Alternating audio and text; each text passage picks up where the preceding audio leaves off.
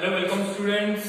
हम पढ़ रहे हैं बायोलॉजी इन ह्यूमन वेलफेयर और बायोलॉजी इन ह्यूमन वेलफेयर में आज हमारा लास्ट लेक्चर है और हम आज जो पढ़ेंगे बायो पैटर्न्स क्या होते हैं, एथिकल इश्यूज क्या होते हैं, बायोपायरेसी होता है क्या। ठीक है, तो बायोलॉजी इन ह्यूमन वेलफेयर के बॉटनी सेक्शन में हमने क्या क्या देखा। हमने जनरली देखा कि जो है हम प्लांट ब्रीडिंग होती क्या है, प्लांट्स को कैसे हम जो है इसकी सक्सेसफुल मैनिपुलेशन करके कैसे यील्ड को बढ़ा सकते हैं। फिर हमने मेथड्स देखे, कुछ कन्वेंशनल मेथड्स थे, कुछ क्लासिकल मेथड्स थे। फिर इसके अलावा जो प्लांट ब्रीडिंग में हमने जो डिफरेंट टाइप जैसे करके हमने टिश्यू कल्चर देखा। ठीक है, टिश्यू कल्चर टेक्निक क्या होती है। फिर हमने क्रॉस ब्रीडिंग देखा, क्रॉस ब्रीडिंग कैसे होती है। वो सारी चीजें देखने के बाद जो है हमने फिर कुछ माइक्रोब्स जो है हमारे लिए कैसे इंपॉर्टेंट है, माइक्रोब्स के बारे में जाना, जैसे करके हाउस होल्ड फूड इंडस्ट्री में कैसे हम माइक्रोब्स को यूज कर सकते हैं। फिर इंडस्ट्रीज में कैसे उनसे जो है केमिकल्स जैसे करके हम जो है एंटीबायोटिक्स कैसे बना सकते हैं माइक्रोब से। फिर उसके अलावा हमने ये भी देखा कि एंटीबायोटिक्स के अलावा ऑर्गेनिक एसिड्स जैसे करके जो है एसिटिक एसिड है या फिर लैक्टिक एसिड है, वो कैसे हम प्रोड्यूस करते हैं। फिर एंजाइम्स कैसे प्रोड्यूस करते हैं। फिर इसके अलावा जो है हमने ये भी देखा कि ब्रीविंग इंडस्ट्री में कैसे माइक्रोब्स का इंपॉर्टेंस है। उसके बाद हमने देखा कि बायोगैस प्रोडक्शन में कैसे जो है हेल्प करते हैं माइक्रोब्स, और सीवेज डिस्पोजल के बारे में देखा, माइक्रोब्स के बारे में। उसके बाद थोड़ा सा जो है जेनेटिक इंजीनियरिंग का पोर्शन जो आपका जूलॉजी में है। ठीक है, अगर आपने देखा होगा जेनेटिक इंजीनियरिंग को, तो जेनेटिक इंजीनियरिंग के बाद जो है हमने जेनेटिक इंजीनियरिंग के कुछ एप्लीकेशंस देखे कि प्लांट के ऊपर कैसे हम ट्रांसजेनिक प्लांट्स को प्रोड्यूस करते हैं। ठीक है, अगर जेनेटिक्स की आपको अच्छे से समझ आई होगी तो ट्रांसजेनिक प्लांट्स की भी आपको सही से समझ आ जाएगी। तो आज जो है कुछ लास्ट टॉपिक्स हमारे पास जो बचते हैं वो है बायोलॉजी इन ह्यूमन वेलफेयर के तीन टॉपिक्स हैं। एक बायो पैटर्न्स है, इसके बारे में हम कल डिस्कस भी कर चुके हैं इसके बारे में। तो फिर से देखते हैं बायो पैटर्न्स होता है क्या। ठीक है, पैटर्न्स एक्चुअली होता क्या है, पैटर्न होता है फॉर्मेशन। ठीक है, ओके। तो पैटर्न अगर फॉर्मेशन है तो कौन सी फॉर्मेशन होती है। कोई भी ऑर्गेनाइजेशन जब है, कोई भी ऑर्गेनाइजेशन अगर जो है कुछ नई चीज बनाती है, ठीक है, कोई नई डिस्कवरी करती है, कोई नई इन्वेंशन करती है, तो उस इन्वेंशन का उसको इकोनॉमिक बेनिफिट मिले, इसलिए जो है उस ऑर्गेनाइजेशन के नाम पे उसको पेटेंट करवा दिया जाए। फॉर एग्जाम्पल, अगर आप कोई चीज लिखते हो, सपोज कीजिए आपने कोई नावल लिखा, कोई रिसर्च की और उसके बारे में कुछ लिखा, अगर आपने कोई पेपर पब्लिश किया, ठीक है, तो पेपर आपका कॉपीराइट हो जाता है, उसको कॉपीराइट करवा देते हैं। क्या होता है, कॉपीराइट। अब ये कॉपीराइट जो है इसके अंदर क्या मतलब, इस पेपर को कोई नहीं प्रोड्यूस कर सकता। जनरली जो देखिए हमारे पास बुक्स आती हैं आगे से, ठीक है, किसी कंपनी की किसी ऑथर की बुक्स आती हैं, तो उसके अगर फर्स्ट पेज पे आपने देखा होगा तो उस पर लिखा होता है no part of this book can be reproduce in any form. ठीक है, किसी भी दूसरी फॉर्म में उसको रिप्रोड्यूस मतलब आप उसको फोटोकॉपी भी नहीं करवा सकते अगर एक्चुअल में देखा जाए तो। क्यों? क्योंकि उस ऑथर ने अगर उस बुक को लिखा है तो कम से कम उसका पैसा जो है, उसका बेनिफिट उसको मिलना चाहिए। ठीक है, तो ये एक्सप्लोरेशन नेचुरल से चलती रहती है। ठीक है, और इसी तरीके से अगर कोई चीज नई बनती है, ठीक है, कोई नई डिस्कवरी होती है या डिस्कवरी के साथ साथ इन्वेंशन जो होती है, ठीक है, तो इस इन्वेंशन को क्या किया जाता है, कॉपीराइट नहीं, कॉपीराइट जो राइटिंग कोड के लिए होता है, और इस इन्वेंशन को जो है इसका एक किस्म का लाइसेंस बन जाता है आपका। ठीक है, इसको क्या कहते हैं, हम इसको कहते हैं पैटेंट। क्या कहते हैं, पैटेंट कहते हैं। ठीक है, क्लियर हो गया। अब ये पैटेंट जो है बायोलॉजी के केस में अगर आए तो बायोलॉजी में जो है बायो पैटर्न्स कहते हैं। तो क्या कहते हैं, बायो पैटर्न। और ये बायो पैटर्न होता क्या है, बायो पैटर्न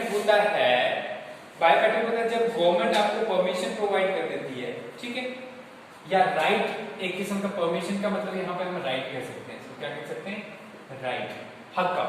ठीक है, right provided by the government to any person who make something new. ठीक है, जो कुछ नया बनाए उसको गवर्नमेंट वो हक दे देती है कि हाँ भाई तुम ये बना सकते हो, तो उसको क्या कहते हैं, हम पैटेंट कहते हैं। और बायोलॉजी के केस में पैटेंट्स क्या क्या होते हैं, ये बायो पैटेंट्स लिखा हुआ मैंने, किस किस चीज का हम पैटेंट करवा सकते हैं। ठीक है, माइक्रोब्स जो है हमने जो माइक्रोब्स के स्ट्रैंड्स कोई बनाए हैं, ठीक है, माइक्रोब स्ट्रैंड्स। ठीक है, स्ट्रैंड्स क्या होता है, उनके डीएनए के सीक्वेंसेस या उनकी एक समझ लो आप स्पीशीज समझ लो। एक चीज, दूसरा डीएनए सीक्वेंस के लिए, अगर डीएनए सीक्वेंस किसी ने बनाया ठीक है। प्रोटीन्स के लिए कोई नई प्रोटीन्स मैन्युफैक्चर हुई उसके लिए होता है, ठीक है। या फिर जो है जैसे करके बायो प्रोडक्ट्स, कोई भी बायो प्रोडक्ट्स अगर आप बनाते हैं, ठीक है। या आपके एरिया में सपोज करो कि आपके एरिया में जो है कुछ कोई नई वैरायटी पाई जाती है और आप हो सकता है आप सोचते हो कि कलर्स को जो है बाहर वाले आके उसका फालतू यूज करें, तो उसको आप पैटेंट करवा दोगे, उसके बाद उसको यूज नहीं कर सकते बाहर वाले, ठीक है, जो बायोलॉजी के रिलेटेड को लेकर, ठीक है। तो ये पैटेंट्स होते हैं क्या, लेकिन ये पैटेंट सही होते हैं क्या? वो सारी बुक्स जो आकर पब्लिश करते हैं क्या उनका आप सही मानते हो? क्या आप बुक ही खरीदते हो, अपनी दूसरी फॉर्म में नहीं लेते हो? बिल्कुल नहीं, आप उसको फोटोस्टेट करवा देते हो और पढ़ते हो, ठीक है, जिस हिसाब से फायदा होता है। इसी तरीके से इन पैटेंट्स को भी एक्सप्लॉइट किया जाता है। क्या किया जाता है? इन पैटेंट्स को भी एक्सप्लॉइट किया जाता है, मतलब जो पैटेंट्स एक बार बन गए उनका मिसयूज किया जाता है। फॉर एग्जाम्पल, चलो मिसयूज तो ये है कि चलो अगर किसी ने अपने नाम पैटेंट करवाया, आप अपने पर्सनल यूज के लिए यूज करते हो, कोई दिक्कत नहीं, लेकिन कुछ ऐसी भी ऑर्गेनाइजेशंस हैं, कुछ ऐसी कंट्रीज हैं जो दूसरे देशों के जो चीजें हैं, जो बायोलॉजिकल रिसोर्सेज हैं दूसरे देशों के, उसको एक्सप्लॉइट कर रहे हैं, ठीक है, उसको पैटेंट करवा दे रहे हैं। हालांकि सपोज कीजिए कि अगर इंडिया है हमारा, ठीक है, इंडिया जो है, तो इंडिया के अंदर अगर कोई चीज ग्रो कर रही है, कोई चीज बन रही है, ठीक है, तो इंडिया के अंदर अगर कोई चीज बन रही है हमारे पास यहाँ पे, तो यहां से अमेरिका ने इसके कुछ पार्ट्स ले लिए, प्लांट्स ले लिया, कुछ ले लिया और वहां पे ग्रो कर दिया और बाद में उसको पैटेंट करवा दिया, तो इंडिया वाले इसको यूज नहीं कर पाएंगे। तो इस प्रोसेस को कहते हैं बायोपायरेसी। क्या कहते हैं? बायोपायरेसी। बायोपायरेसी का मतलब है बायो रिसोर्सेज का इलीगल यूज करना, अनएथिकल वे में यूज करना, ठीक है। थोड़ा सा हम एथिकल इश्यूज भी देखेंगे पहले, एथिकल इश्यूज होते क्या, ठीक है। इससे पहले बायोपायरेसी से पहले एथिकल इश्यूज देखो क्या है। एथिक्स होता है कुछ ऐसे रूल्स होते हैं हमारी सोसाइटी में बनाए हुए जिसके बेस पे सोसाइटी चलती है, ठीक है। कुछ ऐसी मीन जो है हमने रूल्स बनाए हुए हैं, कंडक्ट जो बनाए हुए हैं, जिससे हमारा बिहेवियर डिसाइड होता है कि हम कैसे बिहेव करेंगे, ठीक है। जैसे करके हमारी सोसाइटी में रूल बना हुआ है कि ठीक है किसी को मारना नहीं, ठीक है, तो ये एक एथिकल वैल्यू है हमारी, ठीक है। किसी को गाली नहीं देनी है, that is also an ethical value. किसी की चोरी नहीं करनी, that is also an ethical value. लेकिन बायोलॉजी में क्या एथिकल इश्यूज हैं, क्या प्रॉब्लम्स हैं बायोलॉजी में, जो हमारे एथिक्स को, मतलब जो हमारा कंडक्ट था, हमारा बिहेवियर था, जो नेचुरल तौर पे बनाया हुआ था, उसको प्रॉब्लम क्रिएट कर रहे हैं, तो वो होते हैं एथिकल इश्यूज, ठीक है। क्या कहते हैं इनको? Ethical issues. अब एथिकल इश्यूज की अगर हम बात करें, पहली बात ये है, देखिए हम बायोटेक्नोलॉजी में क्या कर रहे हैं, कोई प्लांट है, ठीक है, प्लांट है, तो उसमें जो है उसको वो एक स्पीशी होती थी, ठीक है, और स्पीशी जो है, इसका मतलब स्पीशी जो होती है, इसका मतलब उसकी एक अपनी पहचान है अपनी पहचान, means it is an integral part and it is integrity कहेंगे इसको, इंटीग्रिटी, ठीक है। तो इंटीग्रिटी जो है स्पीशी की, वो हम खत्म कर रहे हैं। पहली ये चीज, मतलब जो स्पीशी का नेचर था, उसके अंदर जो कंपोजिशन थी, वो सब हम चेंज कर रहे हैं। तो क्या ये एथिकली सही है? एथिकली ये सही नहीं है, लेकिन हम अपने इकोनॉमिक बेनिफिट्स के लिए और अपने सर्वाइवल के लिए इसको मेंटेन कर रहे हैं, ठीक है। कौन कहता है? बायोटेक्नोलॉजी। कैसे कर रहे हैं? मैंने आपको बताया था, हमने ट्रांसजेनिक प्लांट्स पढ़े ना, ट्रांसजेनिक प्लांट्स। ट्रांसजेनिक प्लांट्स में हमने ये भी पढ़ा कि जो है हम कुछ प्लांट्स के अंदर बाहर वाले जीन डाल देते हैं, किसी माइक्रोब के जीन डाल देते हैं, जैसे कि हम बीटी कॉटन देखा हमने, या बीटी ब्रिंजल देखा, जिसमें हम बैसिलस thuringiensis से एक जीन निकाल रहे हैं, और वो किसके अंदर डाल रहे हैं? वो डाल रहे हैं इस प्लांट के अंदर, ठीक है। तो इस प्लांट के जो अपने जीन की जो इंटीग्रिटी थी इसकी, उसको हम वायलेट कर रहे हैं। तो क्या होता है? सबसे पहला जो है वायलेशन ऑफ इंटीग्रिटी, ठीक है, violation of integrity of organisms, ठीक है। ऑर्गेनिजम्स की इंटीग्रिटी को हम वायलेट कर रहे हैं। पहला चीज ये हमारा एक एथिकल इश्यू, ठीक है। दूसरी चीज आप देखिए कि अभी कभी जो है हम कुछ कर रहे हैं, क्या कर रहे हैं, या तो एनिमल्स के जीन इंसानों में डाल दे रहे हैं, या आप कभी इंसानों के जीन एनिमल्स में ट्राई कर रहे हैं, ठीक है। क्या कर रहे हैं? या इंसानों के जीन हम एनिमल्स में ट्राई कर रहे हैं, तो क्या अगर हम इंसानों के जीन एनिमल्स में डालेंगे तो क्या ये ह्यूमननेस का कोई होगा? ह्यूमननेस, ठीक है, इंसानियत वाला काम है ही कोई? या सपोज कीजिए अगर जो कल को जो कुछ एनिमल्स ट्रांसफॉर्म हो जाएंगे, ठीक है, और वो बेटर परफॉर्म करें, तो क्या ह्यूमन बीइंग्स उनके सामने सर्वाइव कर पाएंगे? नहीं कर पाएंगे। तो ये भी एक एथिकल इश्यू है, ठीक है।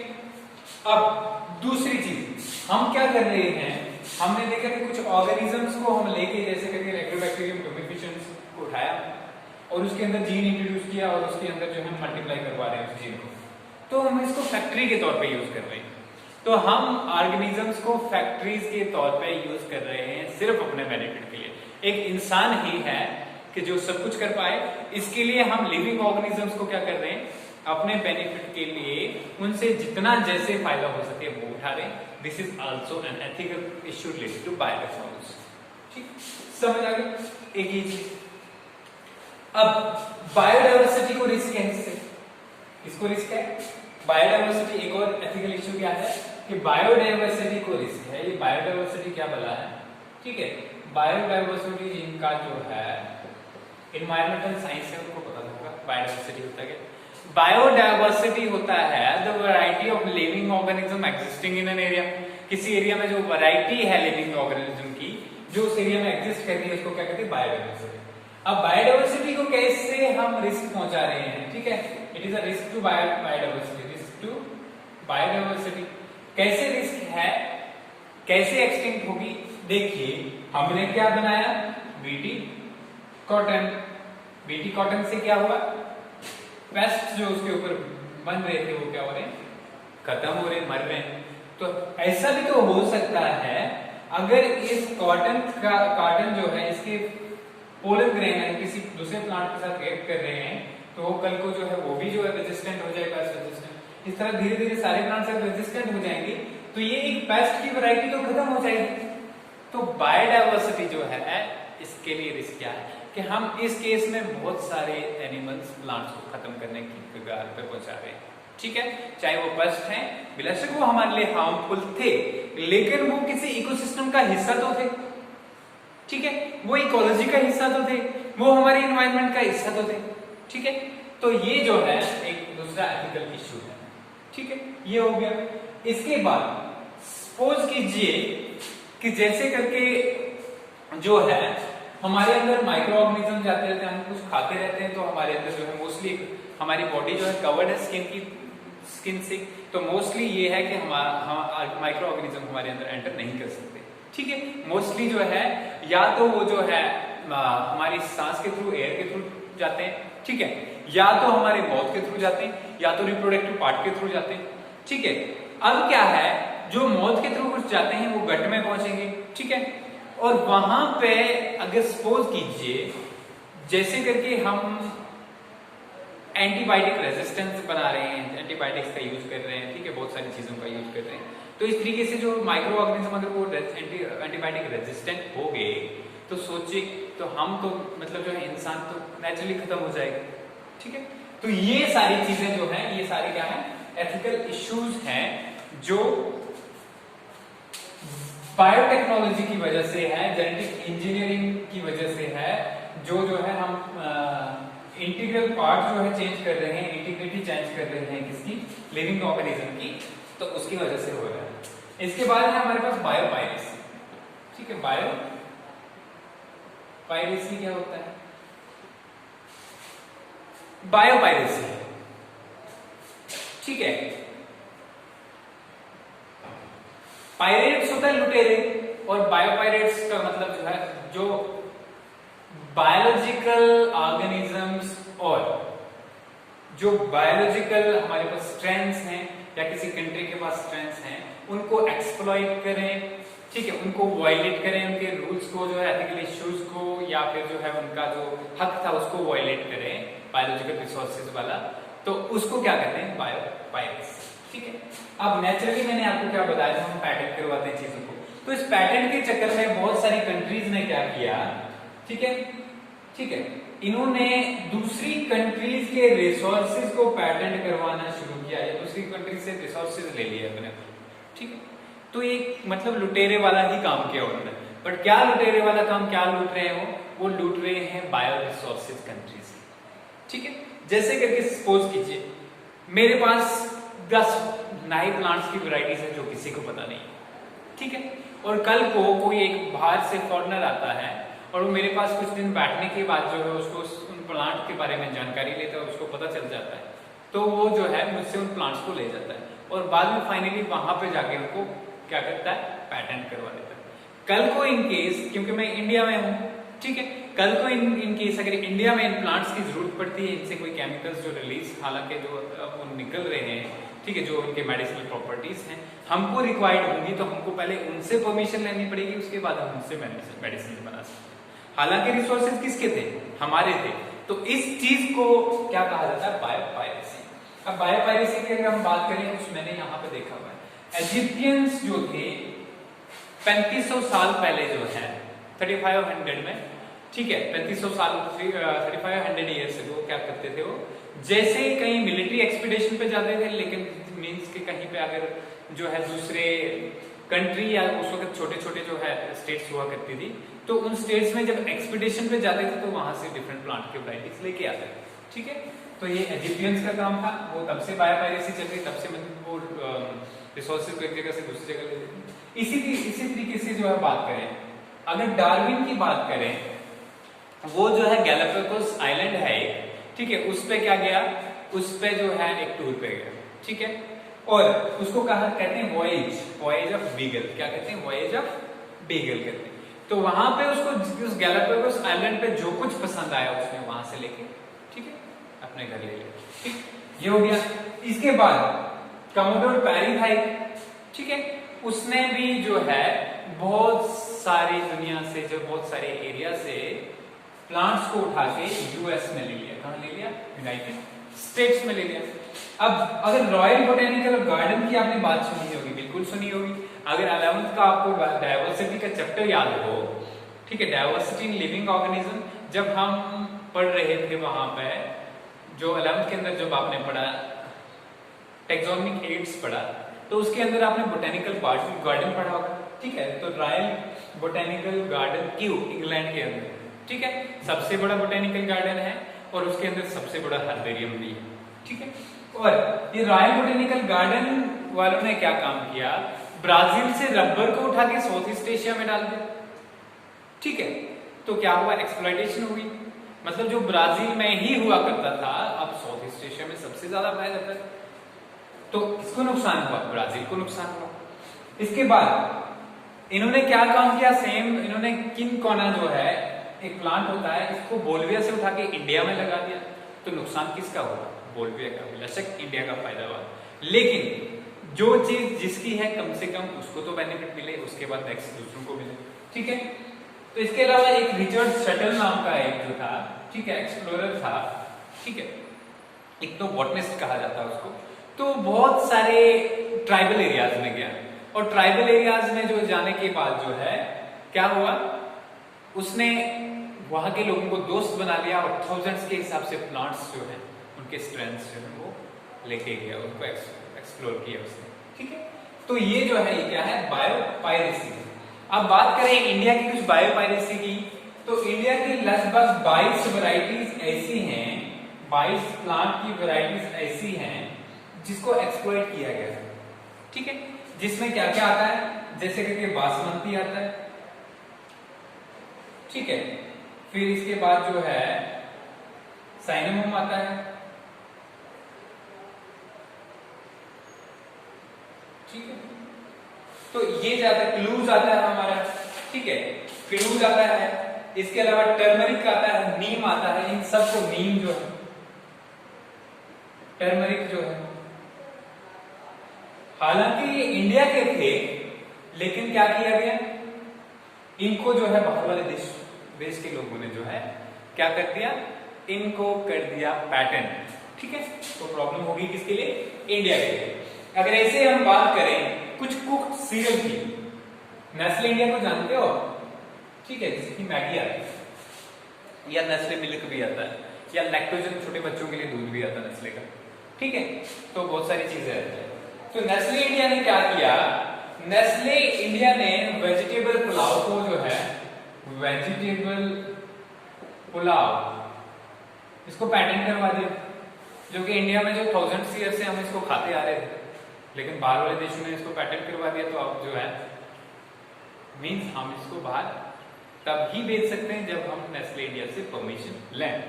That is what we are studying today. ठीक है, तो ये सारी चीजें जो थी क्या थी बायोलॉजी ह्यूमन वेलफेयर में, हमने बायो पैटर्न्स की बात की, एथिकल इश्यूज की बात की, और किसकी बात की हमने, और बात करी हमने बायोपायरेसी की। ठीक है, एक सिंपल सी मैं जो है मैं इसका आपको जो है समरी के तौर पे ही बताता हूँ। What are bio patterns? Bio patterns are the rights provided by the government to an organisation or an individual to use biological resource. ठीक है, which are identified by him or that organization। ठीक है, जो भी organisation ने identify किया है, या that are made by him। For example, we have certain things which can be bio-patented। ठीक है, जिनको हम पैटेंट करवा सकते हैं। For example, we have strains of bacteria, we have strains of different organisms, then we have sequences of DNA, then we have certain proteins, and then we have certain bioproducts that can be sold। Okay, these are patented and these are known as biopatent। Now, what are ethical issues? Ethical issues, first of all, what is ethics? Ethics is the rules of behavior। Okay, rules of conduct which decides our behavior in an organization, or we can say in a society। We have certain ethical issues related to different things, and we have biological issues as well. They are known as biological ethical issues। Okay, what are biological ethical issues? Biological ethical issues are by introducing the biology, by introducing the high techniques of biotechnology and different other sciences, what we are doing, we are interfering in the nature of the these living organisms, and these living organisms are suffering in a certain ways। For example, what we are doing, we are making transgenic organisms। Transgenic are, we can say that biological modified organisms।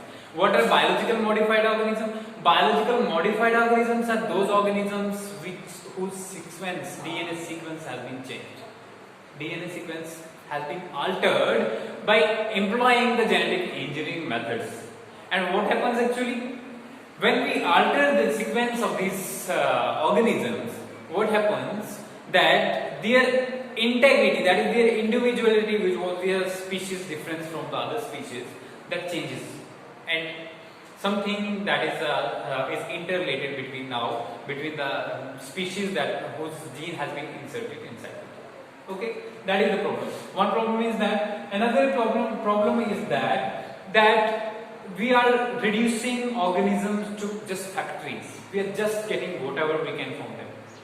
Okay, we are using them as a source of income, as a source of human welfare only, but we are not thinking that we are occurring in harmony with the nature, where everything has an importance, everything has its integral value। This integral value is violated by the biotechnology। Okay, and what is other? There is a threat to biodiversity by introducing high-yielding varieties, disease-resistant varieties. What we are doing? These varieties made the other things extinct, such as pests।